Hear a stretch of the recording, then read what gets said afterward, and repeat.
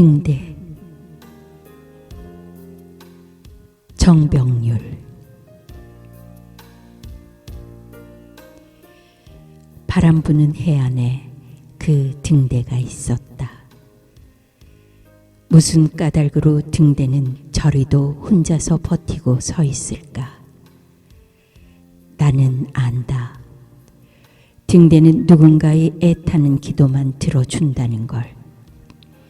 그런 사명감에 한시도 딴 눈을 팔 수 없는 등대는 비바람에도 심한 한파에도 아랑곳 없이 늘 그 자리를 지키고 있었다. 아직 이른 아침이라 그런지 항구 주변은 고요하고 평화로웠다. 이따금씩 고기잡이 배가 흰 거품을 뒤 꽁무니로 뱉어내며 바다로 미끄러져 나갈 뿐이었다. 밤, 등대에서 불빛이 뿜어져 나가는 걸 바라본다. 착각이었을까? 등대 안쪽은 시꺼멀게 뻔한데 그 배출구에서 어떻게 밝은 불빛을 내뿜을까? 어쨌든 등대에서 뿜어져 나오는 불빛은 길 잃은 사람에게는 구원의 손길이 틀림없다. 떠다니는 배를 포구에 안전하게 입항하도록 도우기도 하고 깜깜한 바다 한복판을 환하게 수놓으며 방랑자의 길잡이 역할을 도맡아 한다. 무엇보다 등대가 외롭게 느껴졌다. 밤이면 밤마다 인정마저 뚝 끊겨 쓸쓸하기만 할 텐데 왜 그런 기분이 들지 않겠는가?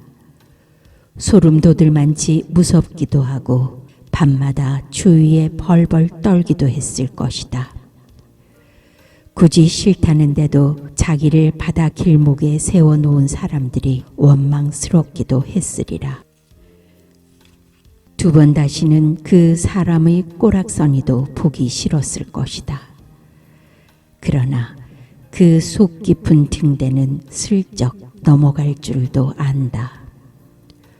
고독을 숙명인 양 여기며 제 할 일을 다 한다. 이 혹한의 계절에도 꿈을 심어주는 밤하늘이 영롱한 별빛같이 말이다. 내 안에도 다름 아닌 빛을 뿜어대는 등대였다. 여태껏 등대 같은 삶을 살았다.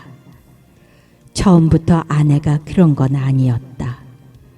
철들자마자 자신의 신체적 장애 때문에 어깨 움츠리며 살았고 또 가슴이 늘 다친 채로 지냈으니까 아닌 게 아니라 발걸음 한 발짝 떼는 것도 힘겨워했던 아내는 집안에 틀어박혀 있기 일쑤였고 그래서 여태껏 생활 자체가 단조롭기 짝이 없었다.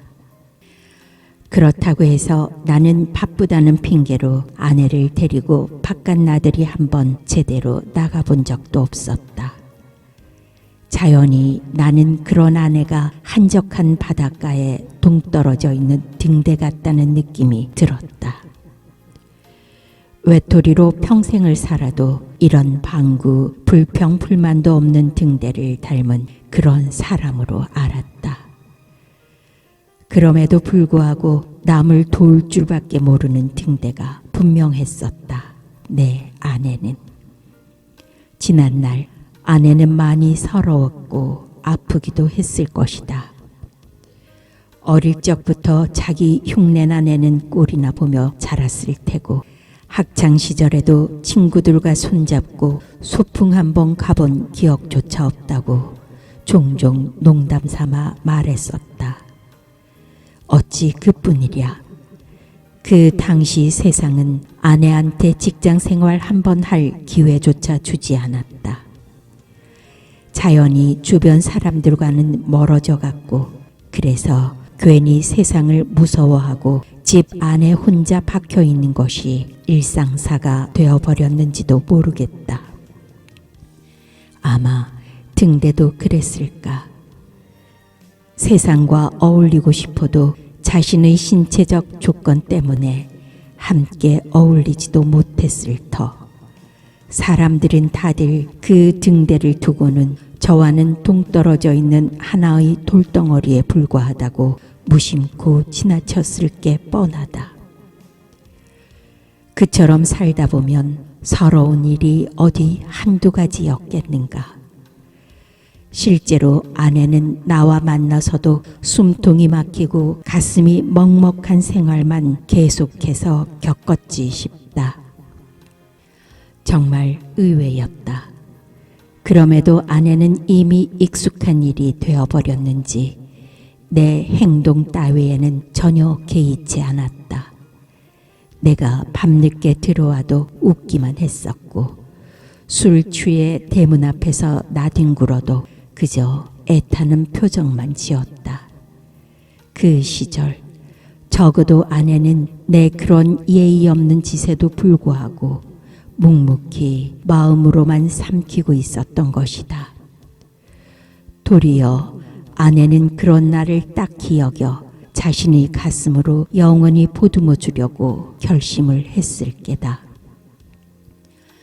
저 순정적이고 따뜻한 등대처럼 점점 나는 그런 아내가 신기로워 보였다. 언제인가부터 아내를 쳐다보는 시선이 달라지기 시작했던 것이다. 슬퍼도 슬퍼하지 않고 비록 세상이 자기를 외면해도 먼저 끌어안고부터 보는 그 넉넉함이 나로 하여금 은근히 눈물 적게 하는 것이 아닌가. 그리고 얼마 안가 아내는 바깥 외출까지 했었다. 그것도 자신도 장애를 가지고 있으면서 발달 장애 아이를 돌보러 동네 복지관으로 향했는데 그날 그 아내의 뒷모습이 어찌나 아름다워 보이던지. 그랬다. 아내는 남이 뭐라 하던 간에 자신에게 주어진 몫을 해내기로 확고한 결심이 섰던 게 아니었을까. 마치 저 깜깜한 바닷길에 방향 잃고 헤매는 배를 향해 불을 밝히고 서 있는 등대처럼. 아무리 봐도 지금 내 아내가 딱 그런 모습인 것이다. 사실은 나도 등대이고 싶다. 어떠한 세파에도 끄떡없는 밤하늘의 별빛이고 싶다. 그래서 외로운 사람의 차디찬 가슴 녹여주고 덮여주는 내가 되었으면 좋겠다. 그 길이 꼭 먼데 있는 것도 아닌 것 같다. 바로 내 옆에서 고생하고 있는 아내에게 우선 따뜻이 대해주련다. 그러다 보면 세상에 밝은 빛만 비추고 있는 등대처럼 내 뜨거운 사랑도 다른 이들한테 하나하나 전해지리라. 외로운 사람에게 한 줄기 빛이 되어준다는 건 그것도 알고 보면 얼마나 가치 있는 일이겠는가. 하루는 아내가 말했다. 한마디로 가들이 천삼미대. 알고 보면 맴이 진짜 얼마나 고운지. 그 순간 나는 그런 말을 하는 아내가 더 천사같이 여겨졌다. 그러기까지에는 아내도 숱한 인내가 따랐을 것이고 정말이지 그만한 용기도 필요했을 것이다. 돌연 나는 그런 아내에게 고개가 숙여진다. 그리고 무엇보다 나 자신이 부끄러워졌다. 오늘따라 폭우 넘어 서 있는 등대가 내 눈에 확 띈다. 석양빛에 붉게 물든 등대는 참 충성스럽고 곱게 보이기까지 한다. 아마도 저 등대 안에는 푸르무레한 창공이 실증이 난 나머지 지상으로 내려온 어린 왕자도 숨어 있는지 모르지. 하긴 멀지 않아 저 등대도 기지개를 활짝 켜겠지. 그 즈음이면 등대도 우리와 함께 어울리게 되리라.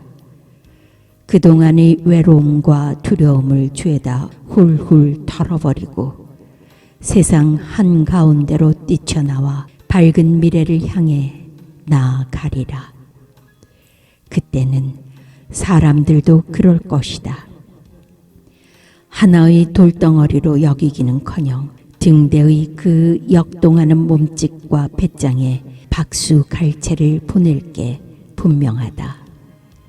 왜냐하면 그 등대가 자신의 몸 안에 곱디고 온 빛을 간직하고 있는 것만으로도 그럴 자격이 충분하니까.